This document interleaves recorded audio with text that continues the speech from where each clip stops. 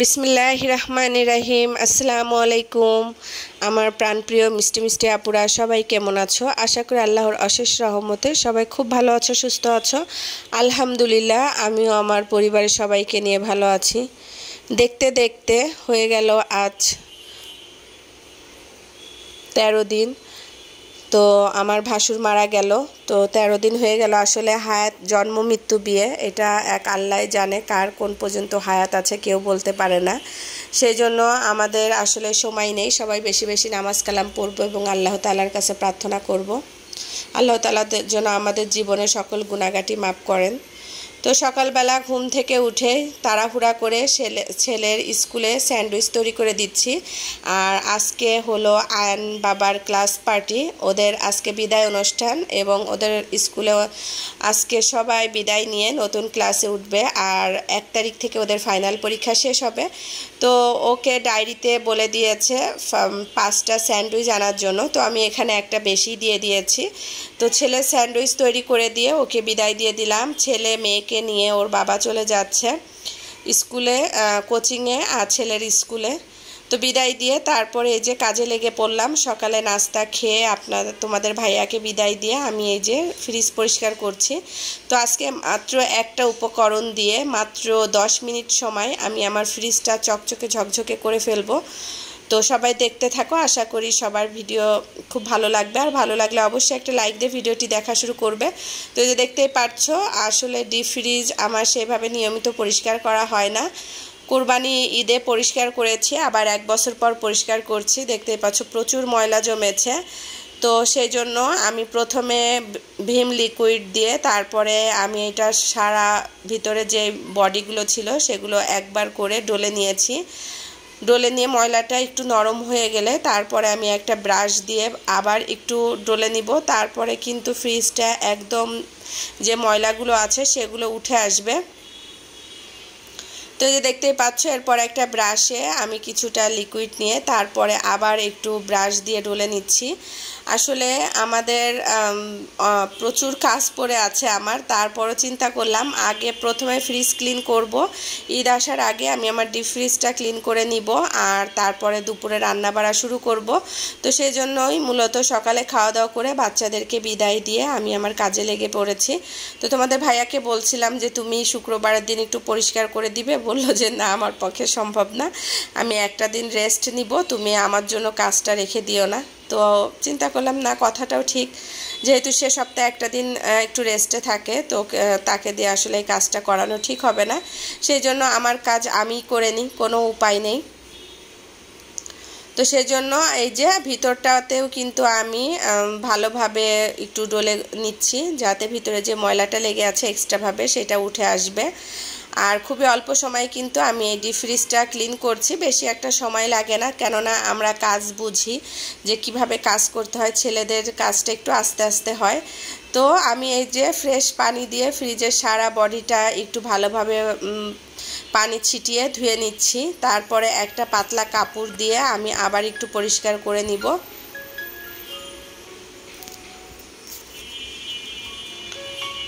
আশা করি সামনে যেহেতু ঈদ আসছে সবাই ফ্রিজ পরিষ্কার করছো আমার মতো, আমিও কিন্তু এভাবেই ফ্রিজ পরিষ্কার করি। আমার কাছে এভাবে ফ্রিজটা পরিষ্কার করতে খুব সহজ লাগে। এই যে এবার একটা ভালো পরিষ্কার কাপড় নিয়ে ভালোভাবে ফ্রিজটা আমি মুছে নিচ্ছি। সারা বডিতে যে একটা সাবান পানি ছিল সেটা কিন্তু আমি ভালোভাবে পরিষ্কার করে মুছে নিচ্ছি। আর সাবান পানিটা কিন্তু আমি ফ্রেশ পানি দিয়ে ধুয়ে নিয়েছি। তো এই যে দেখতে পাচ্ছ ফ্রিজটা কত চকচকে হয়ে গিয়েছে, মাশাআল্লাহ, দেখে মনে হচ্ছে একেবারে নতুন ফ্রিজ। এবার একটা ফোম দিয়ে আমি পানিটা এভাবে উঠিয়ে নিব। আর এভাবে ফোম দিয়ে পানি উঠালে কিন্তু খুব দ্রুত পানিটা উঠানো যায়, না হলে পানিটা উঠানো কিন্তু খুবই কষ্ট হয়ে যায়। তো যাদের ঘরে ফোম নেই তারা কিন্তু ফ্রিজ পরিষ্কার করার আগে এরকম একটা ছোট ফোন কিনে রাখবে। আর এটা কিন্তু হার্ডওয়্যারের দোকানে পাওয়া যায়, বেশি একটা দাম পড়বে না, 20-30 টাকা বললে ছোট্ট একটা ফোম ওনারাই কেটে দিবে। তো এভাবে ফোমটা দিয়ে আমি খুব সুন্দর করে পানিটা উঠিয়ে নিচ্ছি। আর ফোমের সাথে কিন্তু যে ময়লা ছিল সেই ময়লাটা উঠে আসছে।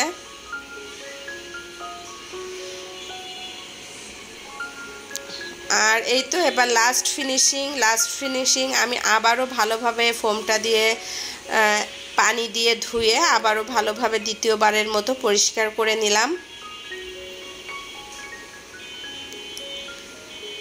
তো এই যে ভিতরে পরিষ্কার করাটা কিন্তু আমার কমপ্লিট হয়ে গিয়েছে। এবার ফ্রিজের যে বডির উপরটা ময়লা আছে সেটা এখন ক্লিন করে নিব। তো এই যে দেখতেই পাচ্ছ আমার ফ্রিজের উপরে এখন এই বডিটা আমি সাবান দিয়ে ভালোভাবে ডলে নিব।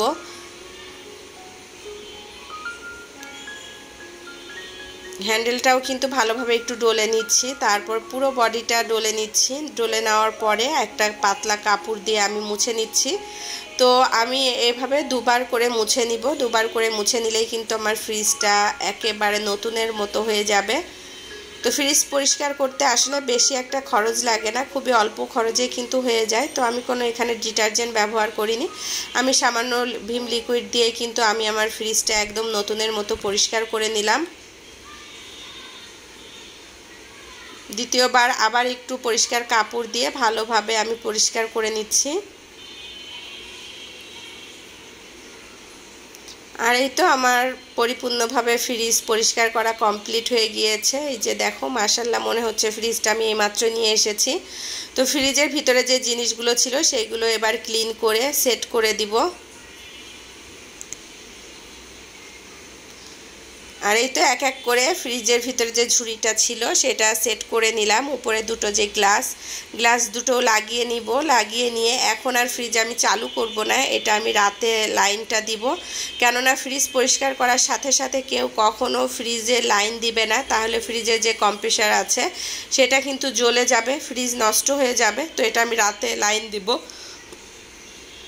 তো ফ্রিজ পরিষ্কার করে দুপুরে রান্না বাড়া করতে চলে আসলাম। আজকে আমি দুই রকমের মাছ ভুনা করব। সবজি বাচ্চারা খেতেই চায় না, প্রচুর গরম পড়েছে, সবজি দেখলে বাচ্চাদের খাওয়া দাওয়া বন্ধ হয়ে যায়। তো বড় মেয়ে বলছিল আম্মু একটু ঝাল ঝাল করে মাছ ভুনা করে দিবে, আমি একটু ভাত খাবো। তো মেয়ের কথাই এই যে মাছ ভুনা করা শুরু করে দিয়েছি। তো আজকে দুই রকমের মাছ ভুনা করব, ইলিশ মাছ আর পাঙাশ মাছ। তো পাঙাশ মাছ আমি ভিজিয়ে রেখেছি, মাছটা ছুটে গেলে তারপরে ভালোভাবে পরিষ্কার করে হলুদ লবণ মাখিয়ে নিব। এখানে প্রায় 3 কেজি থেকে 4 কেজি ওজনের একটা পাঙাশ মাছ আছে। আর পাঙাশ মাছটা তোমাদের ভাইয়া বেশি বড়টাই নিয়ে আসে। আর এদিকে মাছটা কিন্তু আমি এই যে ঝোলের পানি দিয়ে দিয়েছি, এটা দিয়েই মাছ ভুনা হয়ে যাবে। তো চুলায় গ্যাস নেই, চিন্তা করলাম আস্তে আস্তে রান্না না করে আমি এদিকে মাছটা হতে হতে আমি আমার একটা 3 পিস কেটে নিই। আর উপরে যে 3 পিসটা দেখতে পাচ্ছ এটা কিন্তু আমি তৈরি করেছি। আর এটার মাপ নিয়ে এই যে পুরো বডিটা মাপ নিয়ে এটা ফাড়ার জন্য দাগ দিয়েছি। এটা আমি দাগ দিয়ে মাপ নেওয়ার পরে এখন আমি কেটে নিব। আর কাটতে কাটতে ওয়ালাইকুম আসসালাম বাবা, তোমার ক্লাস পার্টি শেষ? কেমন হলো ক্লাস পার্টি? আমি খুলে দিই। তো ক্লাস পার্টিতে কি কি দিয়েছে সেটা এখন দেখাবে। তো বলছে আম্মু বড় আপু কোথায়, বড় আপু কোথায়, এসে আগে বড় আপুর খোঁজ নিচ্ছে। বললাম তোমার বড় আপু ভিতরে আছে, যাও। তো এসে দেখাচ্ছে কি দিয়েছে। তো ওদেরকে এখানে দিয়েছে একটা চিকেন দিয়েছে আর একটা ভেজিটেবল রোল, এক পিস সস দিয়েছে। তো এটা নিয়ে দুই ভাই বোন কাড়াকাড়ি করছে। আর একটা গিফট দিয়েছে, পেন্সিল বক্স। তো আমি বললাম খুব সুন্দর গিফট। তো সে বলছে না আম্মু এটা তো আমার আছে, আবার আমি এটা পেয়েছি। তো মন খারাপ হয়ে গিয়েছে। তো আমি বললাম বাবা গিফট তো গিফটই, তোমার যে এটা আছে এটা তো মিসরা জানে না। তো ছেলের গিফট দেখে তারপরে এদিকে আমি কিন্তু কথা বলতে বলতে আমি আর আমার ড্রেসটা কাটা হয়ে গিয়েছে। এবার আমি ড্রেসের সাথে যে সালোয়ারটা ছিল সেটা এখন কেটে নিচ্ছি। ওইটাও কিন্তু আমার বানানো একটা সালোয়ারের মাপ নিয়ে আমি এভাবে এঁকে নিয়েছি, এঁকে তারপর কেটে নিয়েছি। আর এভাবে এঁকে যে আমি কেটে নিচ্ছি এটা একটু তোমাদের সাথে শেয়ার করলাম, যাতে তোমরা যদি কেউ চাও ঘরে বসে নিজের ড্রেস নিজে তৈরি করবে তাহলে কিন্তু এভাবে নিজের ড্রেস দিয়ে আর্ট করে নিয়ে তারপর ড্রেস কেটে নিবে খুব সহজভাবে। আরও যদি কিছু শেখার থাকে তাহলে অবশ্যই জানাবে, আমি তোমাদের জানানোর চেষ্টা করব। তো এদিকে আমি আবার এই যে মাছ ভুনা করার জন্য চলে আসলাম। পাঙাশ মাছগুলো আমি হলুদ লবণ মাখিয়ে রেখেছিলাম, এবার ভালোভাবে ভেজে এগুলো আমি এখন মশলার সাথে দিয়ে দিব। তো পরিমাণ মতো পেঁয়াজ দিয়ে দিয়েছি, পেঁয়াজটা একটু হালকা কালার হয়ে আসলে এখানে আমি এক এক করে হলুদ মরিচ ধনে জিরা রসুন পেস্ট, স্বাদ মতো লবণ, এগুলো দিয়ে আমি মূলত মাছ ভুনা করি। আর আমার মাছ ভুনা খেয়ে সবাই খুব পছন্দ করে। আমি কখনো মাছ ভুনায় আদা, গরম মশলা এগুলো অ্যাড করি না, একদম সিম্পলভাবে মাছ ভুনা করি, তো সবাই খুবই পছন্দ করে। তো যারা মাছ ভুনা করেন তারা যদি এভাবে একবার হলেও ট্রাই করে দেখবেন, আশা করি আপনাদের কাছেও ভালো লাগবে। তো এখন আমি এক এক করে মশলার ভিতর মাছ দিয়ে দিলাম, আর বলক ওঠা পর্যন্ত অপেক্ষা করব। বলক উঠে আসলে মাছগুলো নামিয়ে নিয়ে দুপুরে খাওয়ার জন্য সবাই বসে পড়ব। তো এই আর কি, আমার 2 রকমের দুপুরে মাছ ভুনা রেডি। আজকের মতো আমি আমার ভিডিওটি এখানেই শেষ করছি। সবাই ভালো থাকবেন, সুস্থ থাকবেন। আল্লাহ হাফেজ, আসসালামু আলাইকুম।